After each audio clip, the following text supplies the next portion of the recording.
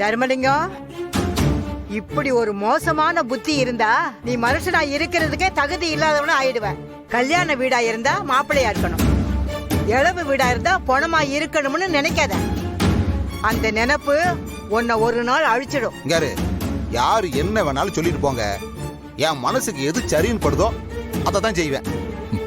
Sir, நான் ஒன்று சொன்னா தப்பா எடுத்துக்க மாட்டீங்களே? என்ன டெய்லி தான் சொல்லிக்கிட்டு இருக்க, என்ன சொல்ல போற சொல்லு. உங்களுக்கு அட்வைஸ் பண்ற அளவுக்கு எனக்கு வயசு இல்லை. ஆனா ஒரே ஒரு விஷயம் மட்டும் சொல்லிடுறேன் சார். அழகர் உங்களுக்கு எப்படின்னு எனக்கு தெரியாது, ஆனா ஆண்டாளுக்கு அவனை பிடிச்சிருக்கு.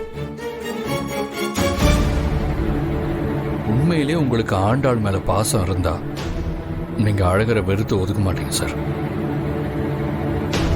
அப்புறம் எதுக்கு சார் ஆண்டாளை வந்து எனக்கு பிடிக்கும் பிடிக்கும்னு தம்பட்டம் அடிச்சிட்டு இருக்கீங்க? தம்பி, எனக்கும் என் மகளுக்கும் என்ன உறவு இருக்கு, எப்படி இருக்குங்கிறத உனக்கெல்லாம் நிரூபிச்சு காட்ட வேண்டிய அவசியம் இல்லப்பா. எனக்கு நீங்க நிரூபிக்க வேண்டாம், உங்களே நீங்க ஏமாத்திக்காம இருந்தா போதும். நான் அடிக்கடி சொல்றதான் சார் இப்பவும் சொல்றேன். நான் நல்லவனா கெட்டவனான்னு எனக்கு தெரியாது, ஆனா அழகர் நல்லவன். நாம எல்லாரையும் விட அவன் ரொம்ப ரொம்ப நல்லவன். அவனுக்கு மாமனாரா இருக்கிறதுக்கு நீங்க தான் சார் புண்ணியம் பண்ணிருக்கணும். ஆரி, இவனுக்கு இப்படி எல்லாம் சொன்னா புத்தி வராது. நீ போய் உன் வேலையை பாரு. பாட்டி, இங்க பாரு, சும்மா சும்மா என் அப்பாவை பத்தி இப்படி எல்லாம் பேசிட்டு இருக்காத பாட்டி. எனக்கு அவரை பத்தி நல்லா தெரியும். அவர் எனக்காக கடை திறப்பு விழாக்கெல்லாம் வருவாரு.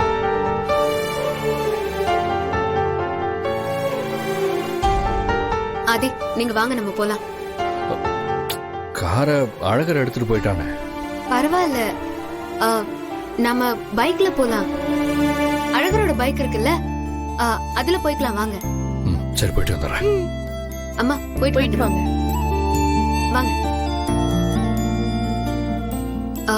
ஆதி, அப்பா பேசின எதையும் மனசுல வச்சுக்காதீங்க. அவரு எப்பவுமே அப்படித்தானே, எனக்கு தெரியாதானே? இல்ல, அவரை மேல இருக்கிற பாசத்துல தான் அப்படி பேசிட்டாரு, வேற எதுவும் இல்ல. அது எனக்கும் தெரியும். முதல்ல உட்காருங்க, போலாம். ஏறுங்க. ஏறுங்க. ஆதி, நம்பி உட்காரலாம்ல.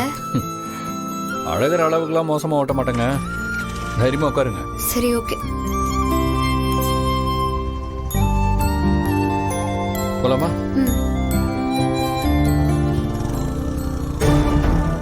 மதனி, அப்படிலாம் கண்டும் காணாம இருக்க முடியாது மதனி. நம்ம உறவு முறைக்குன்னு ஒரு சட்டம் இருக்கு மதனி. நம்ம ஊருக்குன்னு ஒரு பழக்க வழக்கம் இருக்கு. வீட்டுக்குள்ள கண்டவனையும் கொண்டு வந்து உட்கார வச்சுட்டா எங்களுக்கு என்ன மரியாதை இருக்கு? நாங்க எவனை கூட்டி தங்க வச்சா உனக்கு என்னடா? பெரியாத்தா, கொஞ்சம் பெரிய மனுஷி மாதிரி பேசு. ஊர் சொல்றத கேட்டா தான் ஊருக்குள்ள இருக்க முடியும். உங்க இஷ்டத்துக்கு இருக்கணும்னா வேற ஊருக்கு போய் தான் இருக்கணும். அப்படி ஒன்னும் சட்டம் கிடையாது.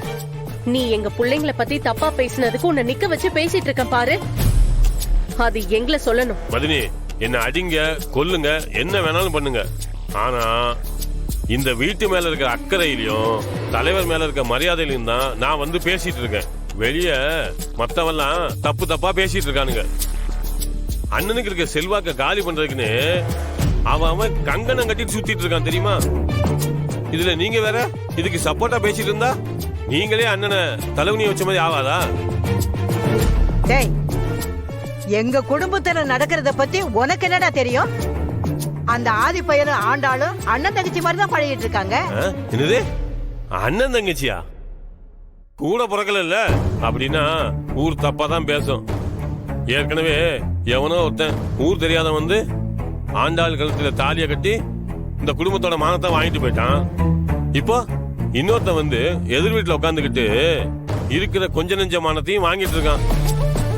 இவன் எதுக்கு ஆண்டாள் பேர்ல துணி கடை வச்சு கொடுக்கணும்? ஊரே இப்ப அத பத்தி தான் பேசிட்டு இருக்கு, தெரியுமா? ஏய் விளங்காத பையனே, ஆண்டாள் புருஷன் அவனும் கூட்டுக்கார பயிர்களா ஒன்னா சேர்ந்து தொழில் பண்றாங்க. இத தப்பா பேசினா நாங்க என்ன பண்ண முடியும்? பேசுறவங்க 1000 பேசுவாங்க.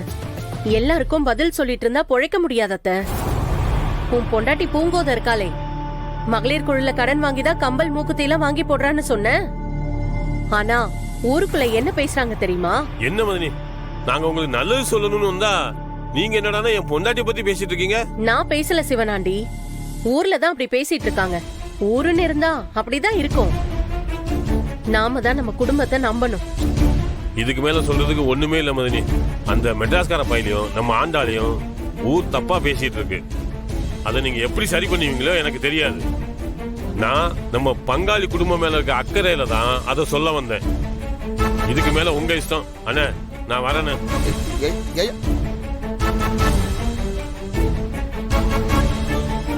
போனது நீ பய.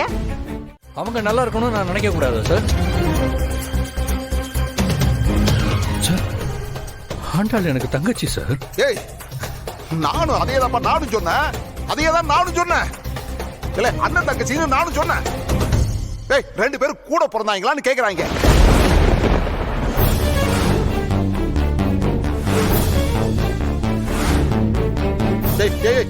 உனக்கு என்னையா துரோகம் பண்ண? நானு என்ன துரோகம் பண்ணேன்னு சொல்லியா? என்ன துரோகம் பண்ண? இங்க உன் ஃப்ரெண்டு என் மொப கல்யாணத்தை நிறுத்தி போட்டு எங்க எல்லாரையும் வேதனைப்பட வச்சான். சரி, ஏதோ ஒரு கருமம் போய் தொலைது அப்படின்னு சொல்லிட்டு அவ தலையெழுத்தேன்னு அவ கழுத்துல அவனை தாலி கட்ட வச்சேன். ஆனா உனக்கு எனக்கும் என்னையா உறவு? இல்ல என்ன சம்மந்தம்? ஏய், போயா, என் மவளுக்கு இப்படி ஒரு பட்டத்தை வாங்கி கொடுத்து போட்ட நீ. ஏங்க, எவனோ ஒரு விருந்தாளிக்கு பிறந்த பையன் வந்து சொல்லிட்டு போனதுக்கு நீங்க நம்ம மகளை போய் இப்படி எல்லாம் பேசிட்டு இருக்கீங்க.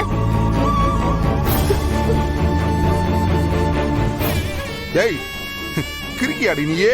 என்ன கிறுக்கியா நீயே? அந்த ஒருத்தன் சொன்னதை தாண்டி ஊரே சொல்லிக்கிட்டு இருக்கு.